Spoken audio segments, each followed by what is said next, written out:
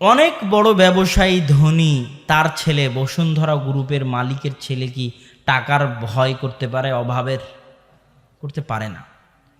তাহলে যে 100-100 আল্লাহর দাস, আব্দুর রাজ্জাক, রিজিক দাতার দাস, 100-100 আল্লাহর দাস। কোন আল্লাহ? যে আল্লাহ পৃথিবীর সব ধনীকে বলেছেন আনতুমুল ফুকারা, তোমরা সবাই ফকির।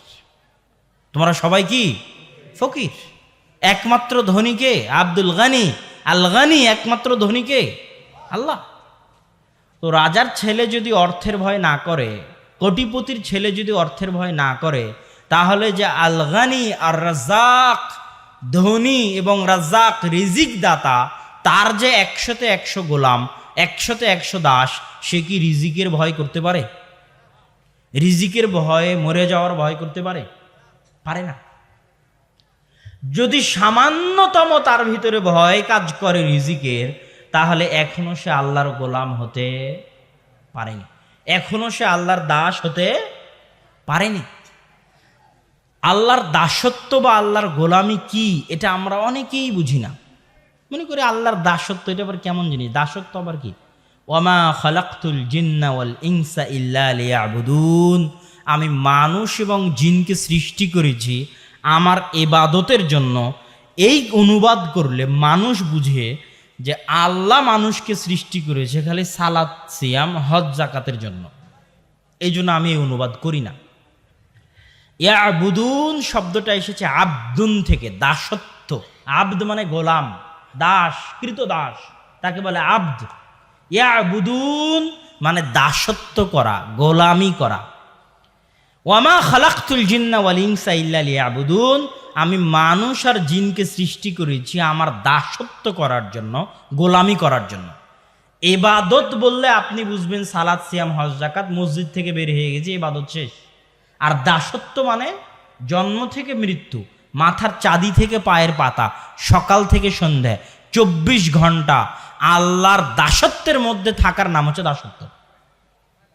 তো আল্লাহ দাসত্বের জন্য সৃষ্টি করেছেন।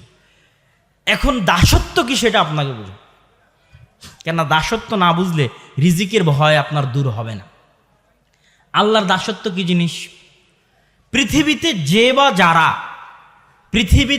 বা যারা আল্লাহ সুবহানাহু তাআলার যতটুকু দাস বা গোলাম নয়, সে বা তারা ততটুকু অন্য কিছুর দাস বা গোলাম। পৃথিবীতে যে বা যারা যতটুকু আল্লাহর দাস বা গোলাম নয়, ততটুকু সে অন্য কিছুর দাস বা গোলাম। যেমন কেউ আছে মদের দাস, মদের গোলাম, বুঝতে পেরেছেন কি? কেউ আছে বিড়ি সিগারেটের দাস, বিড়ি সিগারেটের গোলাম। কেউ আছে নারীর দাস, নারীর গোলাম। কেউ আছে টাকার দাস, টাকার গোলাম।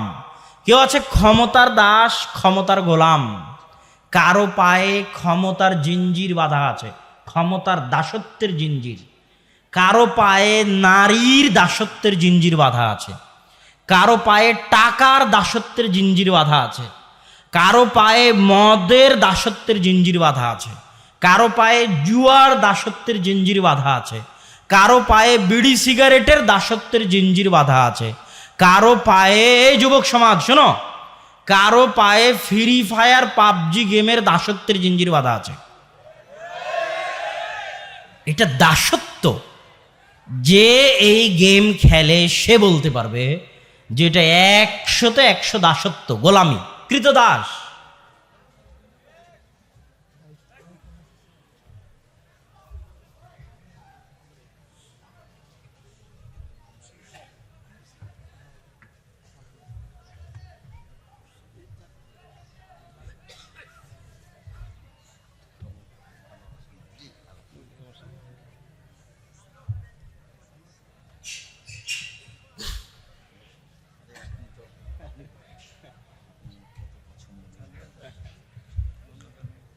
তো কারো পায়ে ফ্রি ফায়ার, পাবজি গেমের দাসত্বের জিঞ্জির বাঁধা আছে।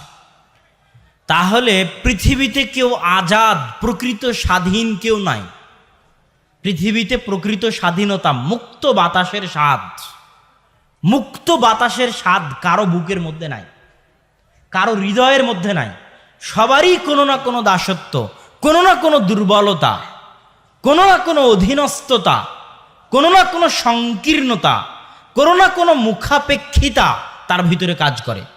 পৃথিবীর 100-100 আজাদ, 100-100 স্বাধীন, 100-100 মুক্ত বাতাসের নিঃশ্বাস সেই নিতে পারে যে 100-100 আল্লাহর দাস, আল্লাহর গোলাম। এটা হলো আল্লাহর দাসত্বের সুফল, আল্লাহর গোলামির সুফল। পৃথিবীর কিছুই আপনার রাস্তায় বাধা হয়ে দাঁড়াতে পারবে না, পৃথিবীর কিছুই আপনার রাস্তায় ভয় দেখাতে পারবে না। আপনি যখন 100-100 আল্লাহর গোলাম, আল্লাহর দাস, তখন আপনি পারমাণবিক বমের চেয়ে শক্তিশালী। আবু বকর, ওমর, ওসমান, আলী, খালিদ বিন ওয়ালিদ, আমর ইবনুল আস, তারা রোমান সাম্রাজ্য তাদের পায়ে ধ্বংস হয়ে গেল, পারস্য সাম্রাজ্যকে তারা পদদলিত করলেন।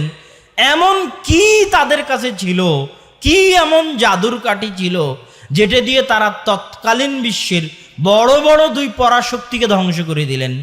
একমাত্র তাদের কাছে এটাই ছিল যে তাদের পায়ে দুনিয়ার কোনো কিছুর দাসত্বের জিঞ্জির বাধা ছিল না, পৃথিবীর কোনো কিছুর গোলামির জিঞ্জির তাদের পিছু টান হয়ে দাঁড়িয়েছিল না।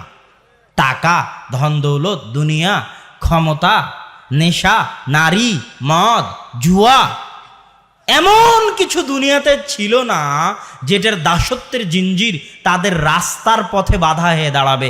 তারা 100-100 আল্লাহর গোলাম ছিলেন, আল্লাহর স্বাধীন, আল্লাহর দাস ছিলেন।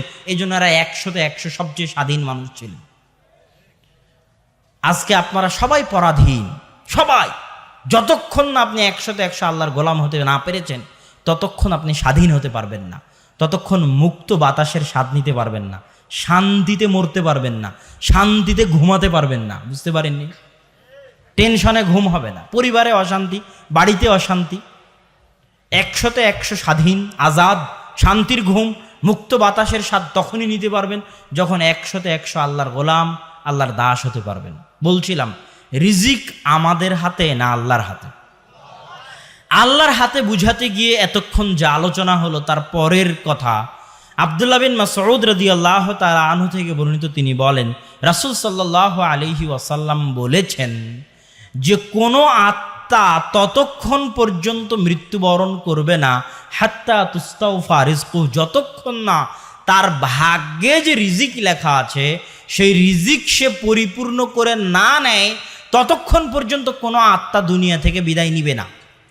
তো এখন আত্মাকে তো দুনিয়া থেকে বিদায় নিতেই হবে, নাকি না নিতে হবে না? নিতে হবে। মানুষকে তো একদিন না একদিন মরতেই হবে, আরও মরবে না যতক্ষণ না ওর রিজিক ও খেয়েছে, ওর রিজিক ও পেয়েছে, অতক্ষণ ও কি করবে না? মরবে না। তো মরতে যখন হবে তাহলে রিজিকও ভক্ষণ করতে হবে। তার মানে মরণ যেমনভাবে তার পিছে দৌড়াচ্ছে, তার রিজিক ঠিক তত গতিতেই তার পিছনে দৌড়াচ্ছে। মরণ যেভাবে আপনার পিছু ধাওয়া করতেছে, মরণের গতিতে, ঠিক মরণের গতিতে আপনার রিজিক আপনার পিছু ধাওয়া করতেছে। কেন? রিজিক না শেষ হলে আপনি মরবেন না যে, আর আপনাকে মরতে তো হবে। কথা মনে হয় বুঝাতে পারিনি আমি। আপনার রিজিক না শেষ হলে আপনি মরবেন না, তো যেহেতু মরতে হবে সেহেতু রিজিক শেষ হতে হবে। অতএব মরণও আপনার পিছে দৌড়াচ্ছে, রিজিকও আপনার পিছে দৌড়াচ্ছে। এই জন্য আল্লাহ সুবহানাহু ওয়া তাআলা বলেছেন লা তাকতুলু আওলাদাকুম খাশিয়াতা ইমলাক, তোমরা তোমাদের সন্তান সন্ততি হত্যা করিও না, কম করে নিও না রিজিক, রুজি রুটির ভয়ে। নাহনু নারযুকুকুম ওয়া ইয়াহুম, তোকেও খাওয়াই আমি, তোর সন্তানকেও খাওয়াবো আমি। দুনিয়া চালাই কে? আল্লাহ। আমরা সৃষ্টিজীব কার? আল্লাহর। তো আল্লাহর দুনিয়া আল্লাহ চালাবে, আল্লাহর সৃষ্টিজীব, তার রিজিকের দায়িত্ব কার? আল্লাহ সুবহানাহু ওয়া তাআলা কোরআনে বলেছে ওয়া মা মিন দাব্বাতিন ফিল আরদ ইল্লা আলাল্লাহি রিজকুহা, জমিনের বুকে দাব্বা, দাব্বা মানে বিচরণ করা, জমিনের বুকে বিচরণ করে এমন কোন জীবজন্তু পশু পাখি, পোকা মাকড়, পাখ পাখালি, মানুষ, জিন, এমন কোনো প্রাণী যা জমিনে বিচরণ করে তাদের সকলের দায়িত্ব কে বহন করে? আল্লাহ। শুধু তাই নয়, একদিনে আজকে সারা পৃথিবীতে যত মানুষ যত খাবার খেয়েছে সারা পৃথিবী, তত মানুষের খাবার সারা পৃথিবীর জীবজন্তু, পশু পাখি, পানিতে থাকা মাছ, সমুদ্রে থাকা জীবজন্তু, যত জীবজন্তু, পোকামাকড়, পশু পাখি, সাপ বিচ্ছু, বাঘ ভাল্লুক, সিংহ, মাছ, হাঙ্গর, তিমি, যা আছে, যত পশু পাখি জীবজন্তু আছে, তারা একদিনে যা খেয়েছে সারা দুনিয়ার সব মানুষ আজকে একদিনে ততখানি খাবার খেতে পারেনি। এটা বিজ্ঞানের পরিসংখ্যান বলে। কথা মনে হয় বুঝাতে পারিনি আমি। আজকে সারা পৃথিবীতে দুনিয়াতে যত মানুষ আছে তারা যা খেয়েছে, তাদের খাবার, পৃথিবীতে যত জীবজন্তু জানোয়ার আছে তারা আজ দিনে যা খেয়েছে তার সমান হবে না, তাদেরটা বেশি হবে। তো ওদেরকে খাওয়াইছে কে? আল্লাহ। তো ওদেরকে যদি আল্লাহ খাওয়াতে পারে, আমাদের পারেন না? ওমর রাদিয়াল্লাহু তাআলা বলছেন, লাওয়ান্তুম তাওয়াক্কালুনা আলাল্লাহি হাক্কা তাওয়াক্কুলিহি, শোনো, যদি তোমরা আল্লাহর উপর সত্যিকার ভরসা করো, তো একটা পাখি ঘর থেকে খালি পেটে বের হয়, তাগদু খিমাসাও ওয়া তারুহু বিতানা। আজকে সারা পৃথিবীর লক্ষ লক্ষ কোটি কোটি পাখি ঘর থেকে খালি পেটে বের হয়েছে আর ফিরেছে ভরা পেটে। এরা কেউই নিজেদের জন্য খাবার জমা করেনি, কেউ না, কেউই নিজেদের জন্য খামা জমা রাখেনি। আজকে সারা পৃথিবীর যত জীবজন্তু, পাখ পাখালি, কেউই কালকের জন্য খাবার জমা করে রাখেনি। তো আজকের কোটি কোটি লাখ লাখ পাখি, পশু পাখি বাড়ি থেকে যদি খালি পেটে বের হয়ে ভরা পেটে ফিরতে পারে, ওদের যদি আল্লাহ খাওয়াতে পারেন, তোমাদের পারবেন না? পারবে। তো মানুষ এখনো নিজের রিজিকের মালিক হতে পারেনি। আল্লাহ বলছেন, শোনো, তুমি এখনো তোমার রিজিকের মালিক হতে পারোনি, তোর রিজিকের মালিকও আমি। তুই যেহেতু এখনো তোর নিজের রিজিকের মালিক হতে পারিসনি, সন্তানের রিজিক নিয়ে চিন্তা করিস কোন সাহসে? তোকেও খাওয়াই আমি, তোর সন্তানকেও খাওয়াবো আমি। খাওয়ানোর দায়িত্ব কার? আল্লাহ সুবহানাহু ওয়া তাআলার। সম্মানিত উপস্থিতি, এই আলোচনা বলার পরের অংশ বলে বক্তব্য শেষ করে দিব। খাওয়াবেন যখন আল্লাহ, ঘর থেকে বের কেন হব? ঘরে বসে খেতে চাই। যখন আল্লাহ খাওয়াবেন, আমি কেন ঘর থেকে বের হব? খাওয়ার উদ্দেশ্যে ঘর থেকে বের হওয়া, রিজিকের উদ্দেশ্যে, রুজির উদ্দেশ্যে ঘর থেকে বের হওয়া ইবাদত। কি বলেন তো? আল্লাহর নির্দেশ মান্য করা, আল্লাহর নির্দেশ মান্য করা ইবাদত। আল্লাহ সুবহানাহু ওয়া তাআলা বলছেন, হুয়াল্লাযী জাআলা লাকুমুল আরদা দালুলান ফামশু ফি মানাকিবিহা ওয়া কুলু মির রিজকিহি। তিনি সেই সত্তা যিনি পৃথিবীকে তোমাদের অধীনস্থ করে দিয়েছে। সারা পৃথিবী, পুরো পৃথিবীকে আল্লাহ মানুষের অধীন করে দিয়েছে। সারা পৃথিবীকে আল্লাহ মানুষের খেদমতে লাগিয়ে রেখেছে, মানুষের দাস, মানুষের গোলাম করে রেখেছে সারা পৃথিবীকে। অতএব আল্লাহর এই দয়া, আল্লাহর এই নেয়ামত তোমরা ভক্ষণ করো, খাও, আল্লাহর নির্দেশ। আল্লাহ সুবহানাহু ওয়া তাআলা কোরআন মাজিদের অন্য আয়াতে বলছেন, ফাইদা কুদিয়াতিস সালাত ফান্তাশিরু ফিল আরজ। যখন সালাত শেষ হয়ে যায়, কথার কথা ফজরের সালাত শেষ হয়ে গেল, জুমার সালাত শেষ হয়ে গেল, তো ফজরের সালাত শেষ করে বাড়িতে এসে ঘুমিয়ে যেও না, জুমার সালাত শেষ করে বাড়িতে এসে শুয়ে যেও না, সালাত শেষ করে ইবাদত করে ঘুমিয়ে যেও না, বরং জমিনে ছড়িয়ে পড়ো, জমিনে বেরিয়ে পড়ো। কেন? অবতাগু মিন ফাজলি। কেন জমিনে ছড়িয়ে পড়বে? জমিনের প্রতিটা ইঞ্চি জায়গায়, সারা পৃথিবীর প্রত্যেক ইঞ্চি ইঞ্চি জায়গায় আল্লাহর দয়া, আল্লাহর রহমত রয়েছে। ওই রহমত, ওই দয়া নিতে বেরিয়ে পড়ো। আল্লাহু আকবার। এই 1 ইঞ্চি জায়গায় একটা ধান লাগালে ধানের গাছ হবে না? তাহলে ওই 1 ইঞ্চি জায়গাতে কি আছে? আল্লাহর দয়া আছে। এটা গাছ লাগালে গাছ হবে না? এর মধ্যে আল্লাহ বরকত আছে, দয়া আছে। আর যখনই আপনি আল্লাহর দয়া আছে জানার পরেও ঘরে বসে থাকবেন, তখন আপনি অহংকারী। আপনি কি? অহংকারী।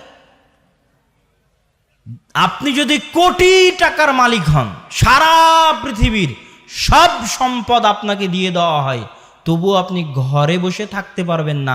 কেননা পৃথিবীতে কার দয়া, কার রহমত বিছানো আছে? আল্লাহর দয়া, আল্লাহর রহমত বিছানো আছে। দাউদ আলাইহিস সালাতু ওয়াসসালাম গোসল করছেন, স্বর্ণের বৃষ্টি হচ্ছে, তিনি গোসল ফেলে দিয়ে স্বর্ণ কুড়াতে গেছেন। তো দাউদ আলাইহিস সালাম কি ফকির, মিসকিন? যত নবীকে আল্লাহ সবচেয়ে ধনী করেছেন তার মধ্যে তারা বাপ বেটা দাউদ আর সুলাইমান সবচেয়ে ধনীদের একজন। কেন কুড়াতে গেলেন? কোটি টাকার মালিক হওয়ার পরও, লাখ টাকার মালিক হওয়ার পরও, এটা তো আল্লাহর দয়া। আর আল্লাহর দয়া আমার সামনে পড়ে থাকবে আর আমি নিতে যাব না, এটা অহংকার। এটা কি অহংকার?